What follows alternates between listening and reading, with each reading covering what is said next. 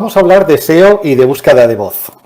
Yo soy Fernando Maciá, soy el fundador y director de la empresa Human Level, también soy director del máster de SEO profesional de Cascool y ahí tenéis mi Twitter, @FernandoMaciá, donde podéis después plantearme las preguntas que os surjan, las dudas que os surjan acerca de esta presentación.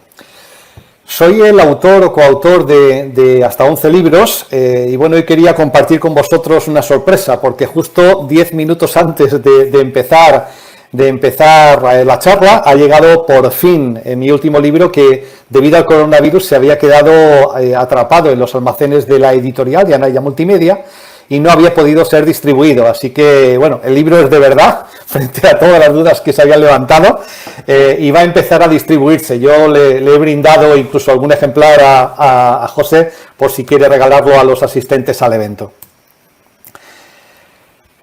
Participo muy habitualmente en eventos del sector y también doy, además de en Cascool y en otros muchos sitios, doy clase también en varias universidades y escuelas de negocios.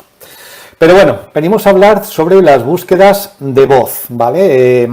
A final de 2017 yo estuve en el SMXL de Advanced de Seattle, en Estados Unidos. Allí estuve viendo algunas charlas. El Feature Snippets era justamente, digamos, el fenómeno de moda en SEO en aquel momento, los resultados destacados. Y se empezaba también a hablar de búsqueda de voz.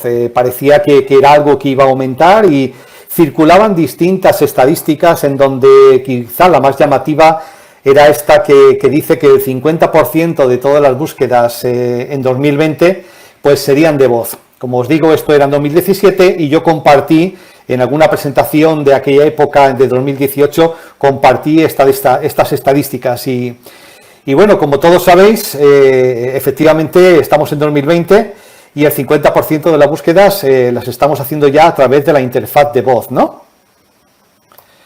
Pues no, efectivamente no los estamos haciendo a través de la interfaz de voz, ¿vale? Estamos en 2020 y el 50% de las búsquedas no las hacemos con la interfaz de voz. Yo no sé si en Estados Unidos habrá avanzado más, pero por lo menos lo que es en nuestro entorno en España, el entorno que yo más conozco, todavía no se ha generalizado el uso de las interfaces de voz. Así que en tono un mea culpa y un lo siento, porque muchas veces los SEOs tratamos de estar alertas sobre lo más nuevo que va apareciendo, queremos ser los primeros en compartirlo y a veces nos adelantamos un poquito respecto a lo que después realmente va a pasar.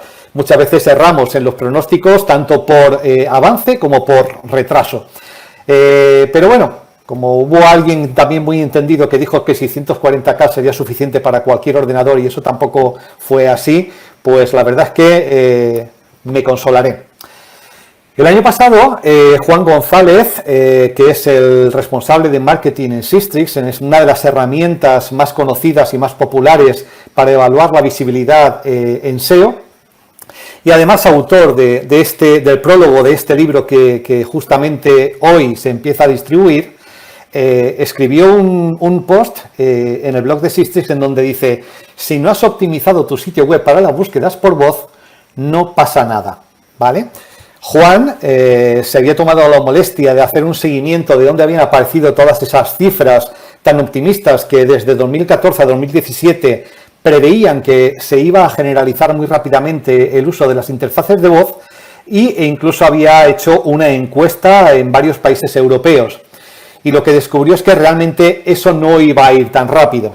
Él preguntó qué asistente de voz utilizas y preguntó por Apple Siri, por Google Home, por Amazon Alexa, por Cortana. En 2017 el 75% de la gente decía que ninguno de todos ellos, y en 2019, 2 años más tarde, solamente había bajado a un 70%, es decir, un 70% seguía sin usar en distintos países de Europa ninguno de estos asistentes de voz. De modo que nos habíamos equivocado radicalmente en el pronóstico de que se iba a generalizar el uso de las interfaces de voz. Bueno, tenemos que ver cómo ha sucedido también el desarrollo de otros fenómenos en Internet, cómo se ha ido desarrollando. Por ejemplo, empezamos a hablar de SEO móvil, ¿vale?, alrededor de 2011. Aquí aparece Google lanza su Googlebot Mobile en 2011 y empieza a adquirir experiencia rastreando la web con ese nuevo Googlebot, aunque no realmente estaba utilizando esos resultados para construir su índice. 2 o 3 años más tarde lanza la primera herramienta de comprobación de si un sitio web es amigable desde el punto de vista móvil. En 2015 lanza una actualización en donde empieza a decir que si tienes un sitio web adaptado para móvil, realmente ya vas a empezar a tener una cierta ventaja en el posicionamiento. Tener un sitio web móvil se convierte en un factor de relevancia que influye en la posición en la que aparecemos. Un poquito después aparece una completamente nueva, ya mucho más madura herramienta de comprobación de si un sitio web es mobile friendly. Y se anuncia en noviembre de 2016 que Google iba a progresivamente a ir adoptando una indexación mobile first, es decir, iba a ir poco a poco sustituyendo su Googlebot desktop por el Googlebot mobile. En 2018 hace el primer gran despliegue de un índice ya construido completamente sobre resultados móviles. Y en 2020 advierte que ya la indexación móvil es la única que se aplica para toda la web. Es decir, han pasado 9 años desde el primer anuncio de un Googlebot móvil hasta realmente que se ha implementado la indexación completa a nivel móvil para toda la web. ¿Y qué hemos hecho los SEO durante todo este tiempo?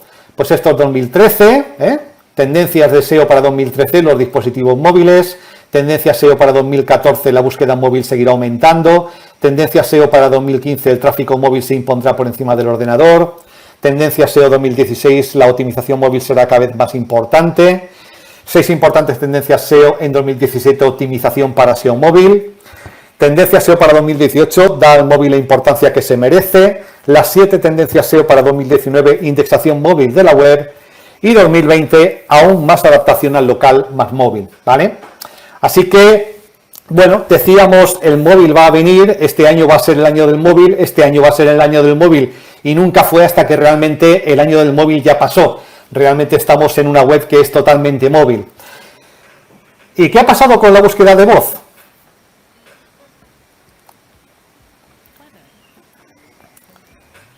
Google lanza este vídeo en 2011, junio de 2011.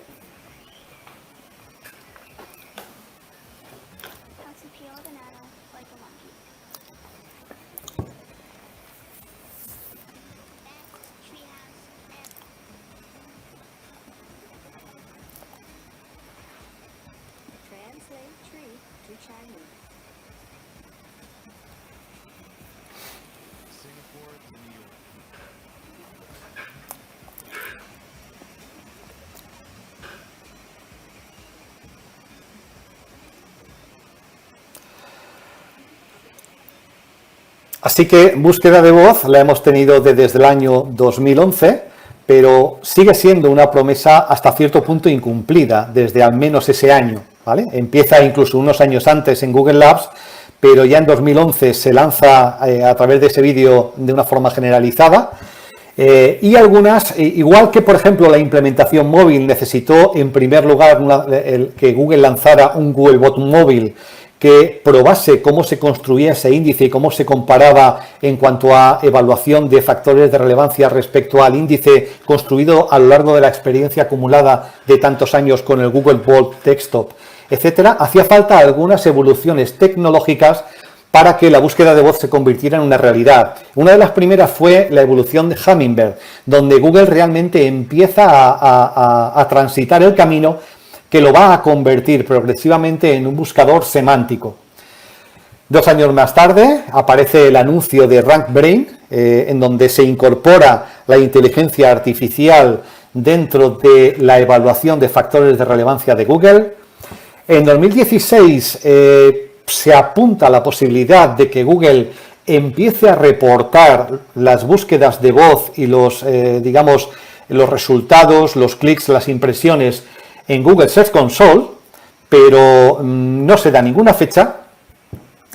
Y en 2017, en diciembre de 2017, Google publica la primera edición y también, casualmente, la última hasta la fecha, de la evaluación de la búsqueda con voz. Es decir, es un documento similar a las directrices de evaluadores de calidad de Google, pero en este caso para evaluar la búsqueda de voz.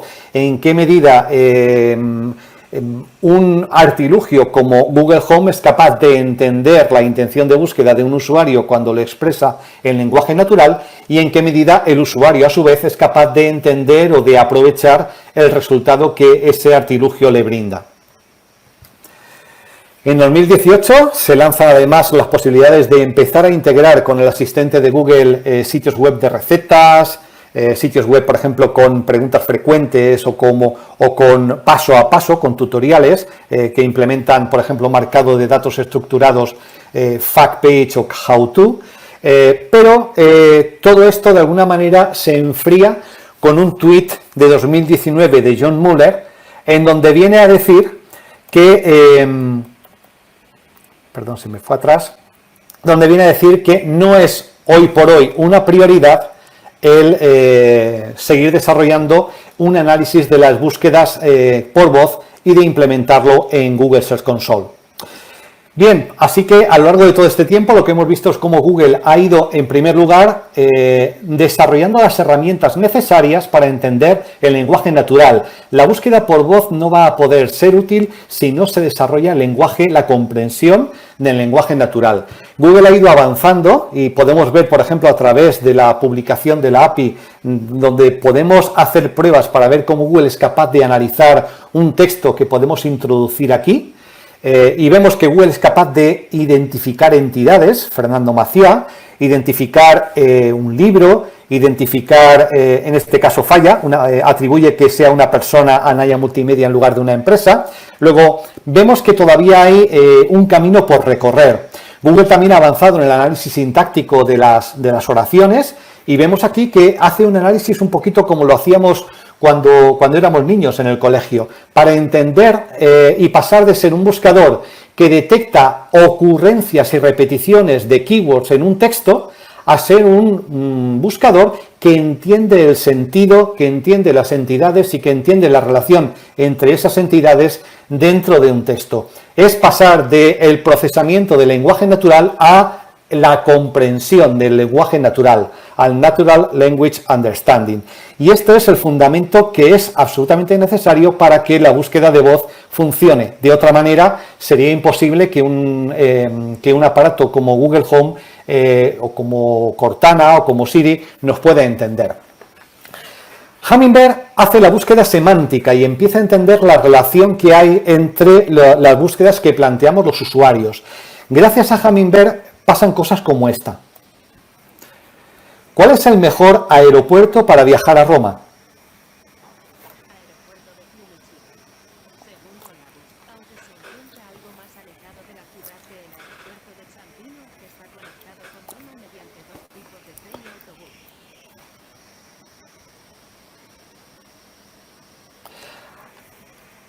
¿A qué distancia está de Roma?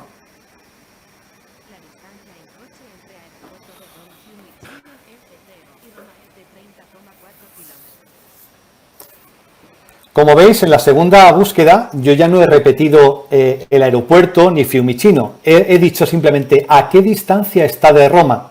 ¿Sí? Como tenés puestos los cascos, no sale el sonido en el ambiente, ¿eh? Ay, perdona. Vale, pues quítalo. Probalo a hacer de nuevo sin los cascos, a ver. En voz alta. Sí, porque hay varias capturas que funcionan así, ¿vale? En la siguiente se va a entender. Gracias por advertirme, José.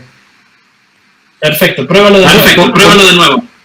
Sí, vemos con el siguiente ejemplo. Este ejemplo lo demuestra exactamente igual. Lo que me refería es que he hecho una primera búsqueda donde digo a qué distancia está el aeropuerto o cuál es el mejor aeropuerto para volar a Roma. El asistente de Google me da una respuesta y me dice que es Roma Fiumicino. Yo le hago un rebote de pregunta o una repregunta en donde digo ¿y a qué distancia está? Pero ya no digo ni Fiumicino ni digo aeropuerto. Y sin embargo, Google entiende correctamente que me estoy refiriendo al mismo sujeto de la primera búsqueda. Repetimos en este segundo ejemplo, mirad. Películas de Antonio Banderas.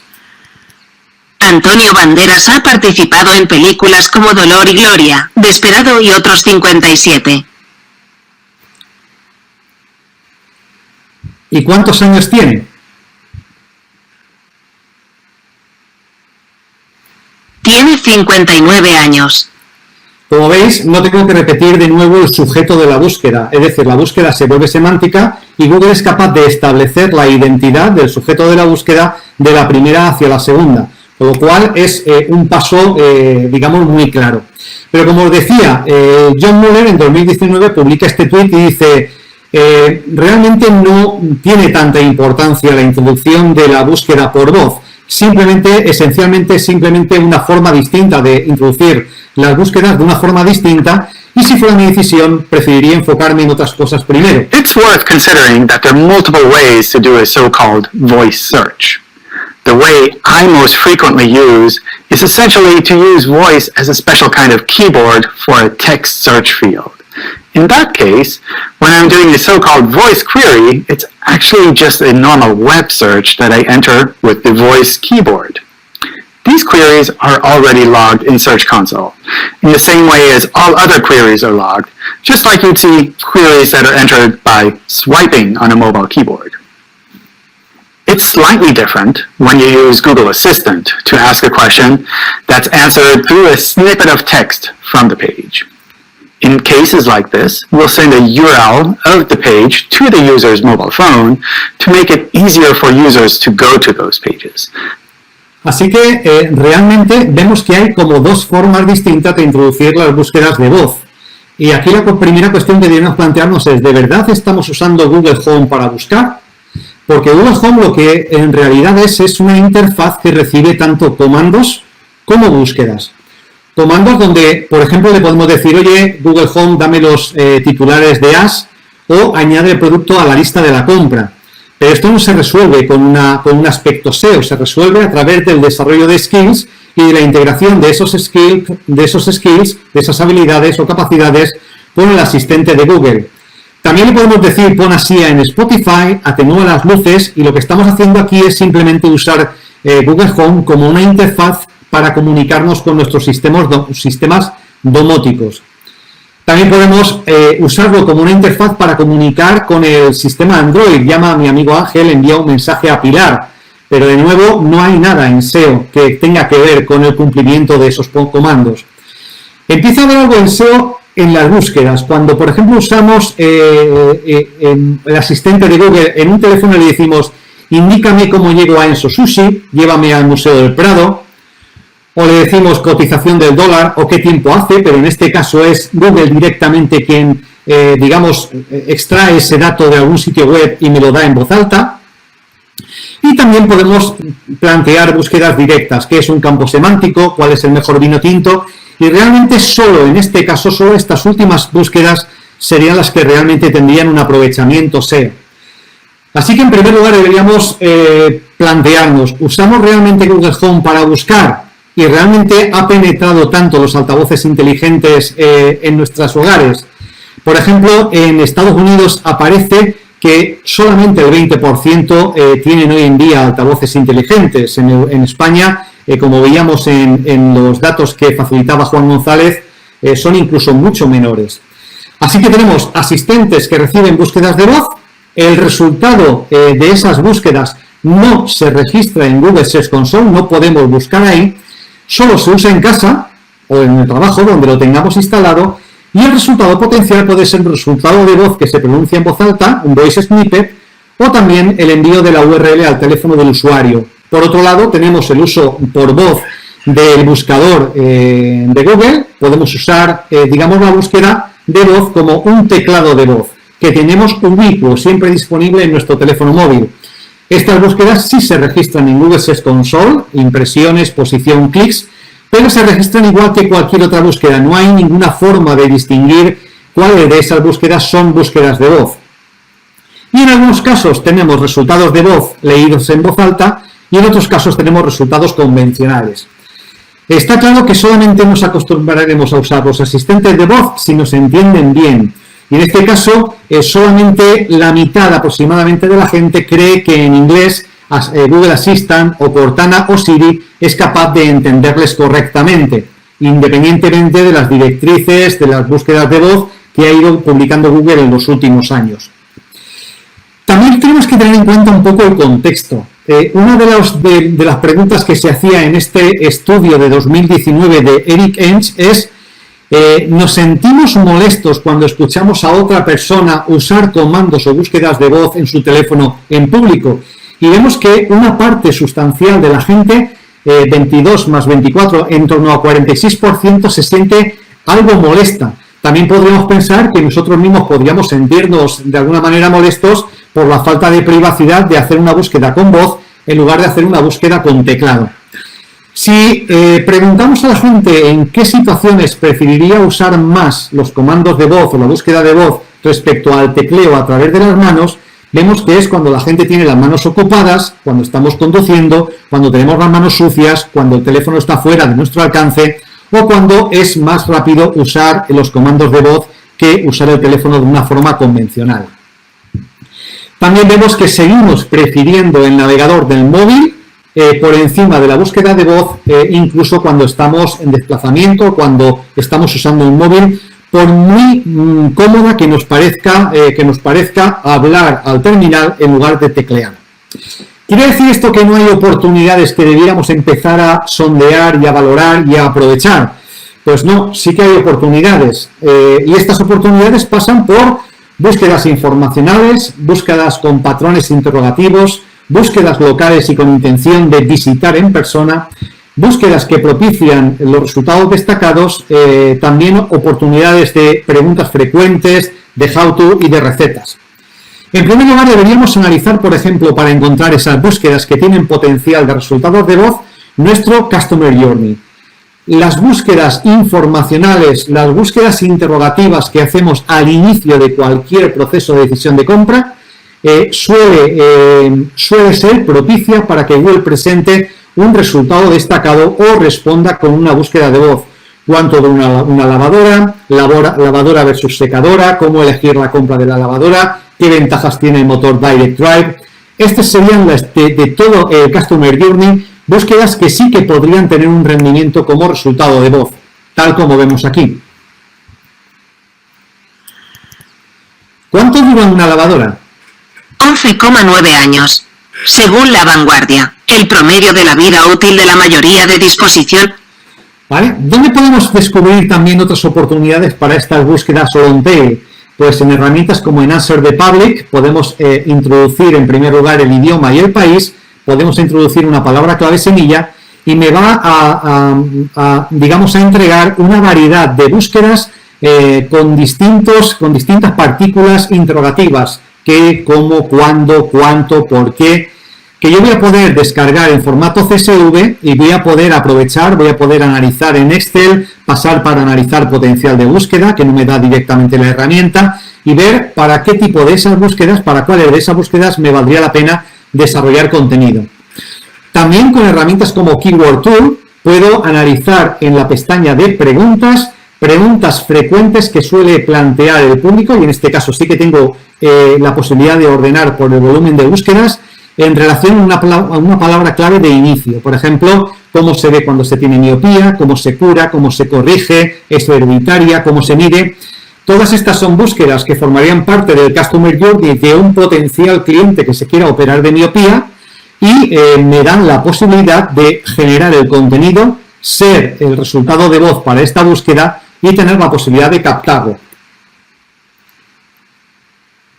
¿A qué hora abre Consum? Sería otra Este es el horario comercial de Consum cerca de Alicante. Las búsquedas que hacemos, por ejemplo, en los terminales móviles cuando vamos en el coche, a qué hora abre Consum, cómo llegó a tal establecimiento, etcétera, también son oportunidades para aparecer en resultados de voz, ¿vale? Así que, de nuevo, con Keyword Tool podría analizar búsquedas que obedecen al patrón horario de apertura, etcétera. Así que vale la pena trabajar mucho porque tienen un buen volumen de búsquedas, ese tipo de búsquedas, y asegurarnos de que tenemos todos esos datos correctos en Google My Business. También son muy propicias las búsquedas de cerca de Atocha, cerca de IFEMA, ¿vale? Hotel de Madrid cerca del aeropuerto, cerca del Bernabéu, cerca de IFEMA. Son búsquedas que tienen potencial y búsquedas que va a hacer la gente justo cuando no puede usar quizá el tecleo con la mano cuando va conduciendo, etcétera. También ese tipo de búsquedas es muy propicia, búsquedas como cerca de mí, cómo llegar, Mercadona más cerca, cómo llegar al Mercadona más cercano de mi ubicación. ¿Dónde tenemos que mantener actualizado toda esta información? En nuestro perfil de Google My Business, porque de ahí es donde Google Maps y probablemente el asistente de Google va a poder extraer datos como horario de apertura, si se admite perros en un restaurante, qué tipo de cocina se sirve, etcétera, etcétera. También habíamos visto que a través de los resultados destacados, ¿dónde podemos comprobar resultados destacados que consiguen nuestros competidores o que se consiguen en nuestro sector? Usando herramientas como Sistrix y filtrando por el tipo de resultado destacado. En este caso, por ejemplo, Clínica Baviera se posiciona para queratitis y comprobamos que realmente logra el resultado destacado en desktop, lo logra en móvil y ese resultado en móvil se convierte en queratitis en búsqueda de... Según Clínica Baviera, los síntomas más habituales que presentan este tipo es vinculadas a la queratitis O esta otra, en este caso Mayo Clinic, se posiciona para osteosarcoma y si hacemos la búsqueda vemos que consigue el resultado destacado en desktop, consigue el resultado destacado en móvil y consigue también el resultado de voz, que es el osteosarcoma. Según Mayo Clinic, el osteosarcoma es un tipo de cáncer de hueso que comienza en las células que... Así que, como veis, podemos ver que Google propicia la presentación de resultados destacados por cada tipo de pregunta. Para tener referencias de cómo se distribuyen esos resultados destacados, es muy útil el estudio que hizo Semrush en junio de 2019, donde aparecía la distribución de resultados destacados por cada partícula interrogativa. De esas preguntas deberíamos plantearnos en primer lugar, ¿tenemos el contenido adecuado? Podemos ir a nuestro Google Search Console, filtrar las consultas por las que llega tráfico a nuestro sitio web y búsquedas sobre todo que empiecen por qué, por cuándo, cómo, cuánto, es decir, patrones que pudieran devolver una respuesta directa. Podemos filtrar las búsquedas de esta manera y podemos comprobar búsquedas donde vamos a obtener un CTR muy alto. En este caso, por ejemplo, para Keys Robots TXT estamos obteniendo un CTR promedio del 56% por una primera posición, que obviamente es un resultado destacado, ¿vale? En este otro caso también hemos logrado un resultado destacado, que significa B2B, pero en cambio el CTR promedio es muy bajo, ¿vale? En ambos casos podemos obtener el resultado de voz, pero probablemente el CTR que obtengamos de cada búsqueda sea distinto. ¿Por qué es distinto? Porque en el caso de B2B hemos respondido totalmente la inquietud del usuario en el resultado destacado o en el resultado de voz, mientras que si el resultado es un poquito más complejo, cómo funcionan las cookies informáticas,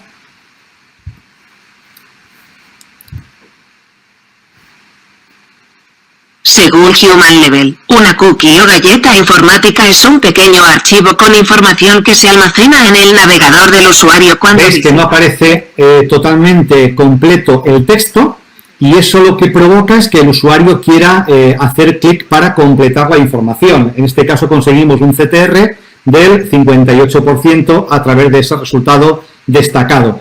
Así que búsqueda de voz con resultado destacado que se convierte en resultado de voz y que además obtenemos un CTR alto. Aquí sería clave identificar cuál es el contenido perfecto para nuestro sector, si son definiciones de términos, preguntas frecuentes, contenido informacional, datos, para generar el contenido con el formato adecuado que haga que logremos resultados destacados que además que es CRO se convierten en resultado de voz. El CRO es la actividad profesional que se ocupa del análisis.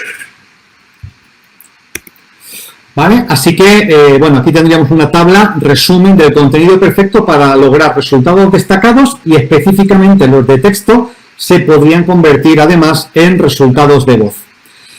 También tenemos que cuidar al máximo la experiencia de usuario. En este caso, fijaos que para esta búsqueda de cómo funcionan las cookies, obtenemos en la versión móvil 95/100, es un resultado muy bueno, en este caso haciendo uso de tecnología ANP. Así que algunas recomendaciones para lograr resultados destacados, incluir respuestas directas a las búsquedas objetivo y desarrollar el mejor contenido posible. Usar marcado de datos estructurados siempre que sea posible, aunque no es un requisito en sí mismo. Para conseguir resultados de voz hay que pelear por los resultados destacados para ese tipo de búsquedas. Y si queremos aumentar el CTR, tenemos que exceder la cantidad de contenido que aparece en el resultado de voz o en el resultado destacado para animar al usuario a hacer clic en más. Y tenemos que cuidar al máximo la experiencia de usuario. Una vez pongamos en marcha nuestra estrategia, lo único que nos quedará ya es comprobar dónde lo logramos y dónde no. ¿Dónde podremos comprobar dónde lo estamos logrando y dónde no? Pues con herramientas como Sistrix, en donde podremos filtrar para qué búsquedas estamos apareciendo con exactamente esa característica de resultado destacado. Igualmente lo podríamos también medir en SEMrush. Y si queremos filtrar un poco más, también podríamos extraer todos los datos posibles de Google Search Console, donde podríamos, en primer lugar, filtrar por resultados móviles, que son los que van a venir mayormente de búsquedas de voz, exportaríamos. Si queremos más datos, podemos usar herramientas como esta de FunnelPunk para exportar hasta 50.000 registros de Google Search Console. Y después podemos aplicar un formato condicional para comprobar la longitud de esas búsquedas. Si ordenamos por longitud de búsquedas y además nos fijamos en cuáles tienen CTRs excepcionalmente altos, claramente esta búsqueda tan larga hecha en un móvil difícilmente se ha tecleado a mano. Muy probablemente sea una búsqueda hecha directamente por voz y nos estarían indicando la posibilidad, el potencial de posicionarnos para también con resultado de voz para esas búsquedas lanzadas directamente así al teléfono móvil. De modo que concluimos. Si no lo has hecho aún y quieres aparecer en resultados destacados que se conviertan en búsquedas de voz, primero, pelea por la autoridad de dominio, implementa HTTPS, versión mobile, velocidad de descarga excelente, experiencia de usuario perfecta, mejora la autoridad del dominio con enlaces de calidad, elimina canibalizaciones de contenido, mantén la mayoría de tu contenido constantemente actualizado, redacta los textos de una forma muy sencilla y directa, evitando circunloquios y texto enrevesado, implementa marcado de datos estructurado cuando sea apropiado y analiza los resultados como te he dicho, comprueba que funciona y cuando veas dónde te funciona y qué es lo que funciona, propágalo al resto de tus contenidos. Pues nada, esto era todo, muchas gracias y siento esa primera dificultad, no era consciente de que no estaba apareciendo el sonido.